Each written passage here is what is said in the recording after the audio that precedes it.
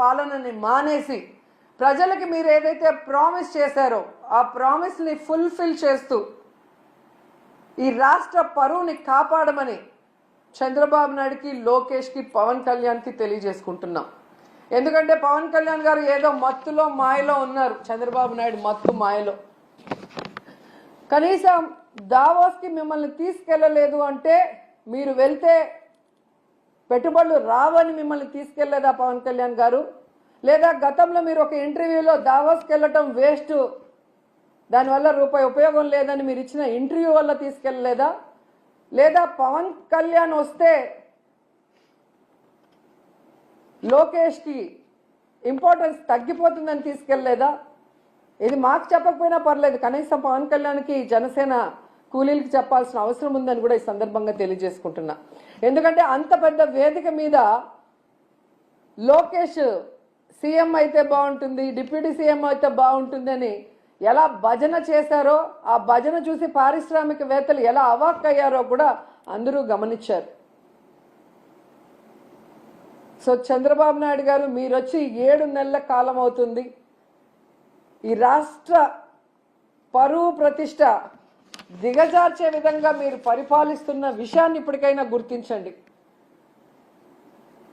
మొన్న టీటీడీ తిరుమల వైకుంఠ ఏకాదశి తొక్కిసలాటలో ప్రాణాలు పోగొట్టుకున్న కుటుంబాల్ని మీరు గాలికి వదిలేసి దాంట్లో నుంచి మిమ్మల్ని నమ్ముకున్న మీ అఫీషియల్స్ ఎవరైతే మీరు రిక్రూట్ చేశారో మీరు రిక్రూట్ చేసిన టీటీడీ పాలక మండలిని తప్పించడానికి, కాపాడటం కోసం ఈరోజు ఎన్ని డాన్సులు వేస్తూ తిరుమల పవిత్రతను పాడు చేస్తున్నారు.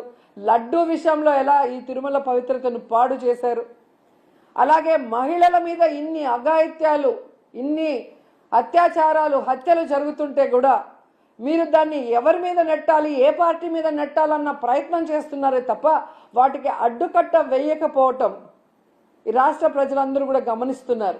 ముఖ్యంగా పవన్ కళ్యాణ్ గారు లా అండ్ ఆర్డర్ ఫెయిల్యూర్ అయింది, హోమ్ మినిస్టర్ ఫెయిల్యూర్ అయ్యారని చెప్పి అంత చెప్పిన తర్వాత కూడా ఇంతవరకు మీరు లా అండ్ ఆర్డర్ మీద దృష్టి పెట్టలేదు అంటే ఈ రాష్ట్ర ఇమేజ్ ఎంత దిగజారిపోయిందో దావోస్ పర్యటనలో మీకు ఒక్క ఎంఓయూ కూడా అవ్వకపోవటం అనేది ఇప్పటికైనా తెలుసుకొని రాష్ట్ర ప్రతిష్టని, పరువుని పెంచే విధంగా మీరు పరిపాలిస్తారని ఆశిస్తున్నాం.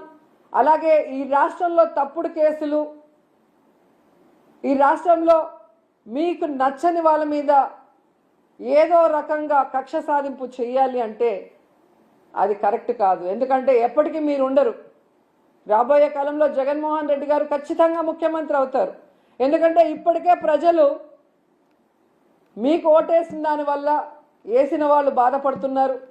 ఈవీఎంల వల్ల మీరు గెలిచారనుకున్న వాళ్ళు మీరు దిగిపోవాలని ప్రార్థనలు చేస్తున్నారు. ఎందుకంటే మీ వల్ల పేదవాళ్ళకి ఉపయోగం లేదు, రాష్ట్రానికి ఉపయోగం లేదు, ఏ వర్గానికి కూడా ఉపయోగం లేదు. కాబట్టి ఇప్పటికైనా మీరు మీ సీనియారిటీని ఇచ్చిన మాట నిలబెట్టుకోవడంలో పెట్టండి.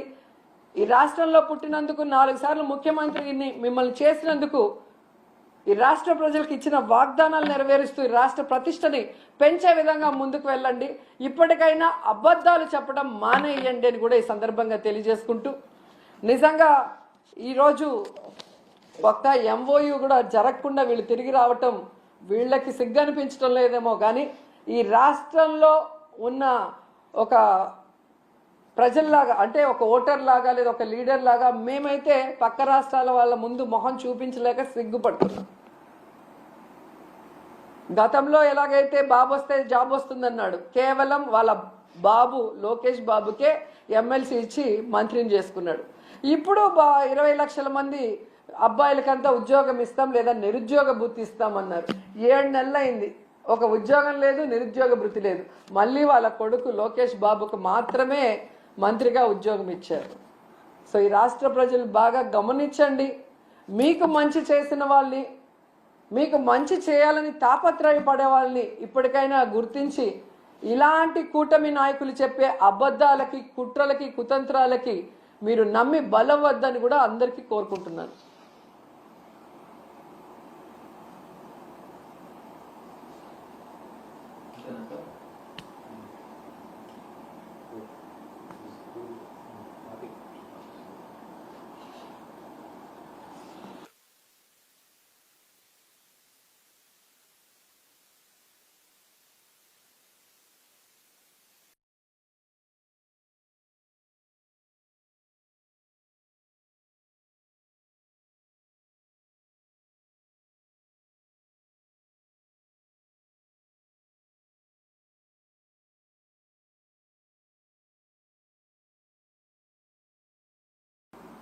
ఏరోప్లేన్, అలాగే పోర్ట్స్, ఇవన్నీ కూడా అంటే ట్రాన్స్పోర్ట్ ఇది కరెక్ట్గా ఉంటేనే అక్కడ పెట్టడానికి అవకాశం ఉంటుంది.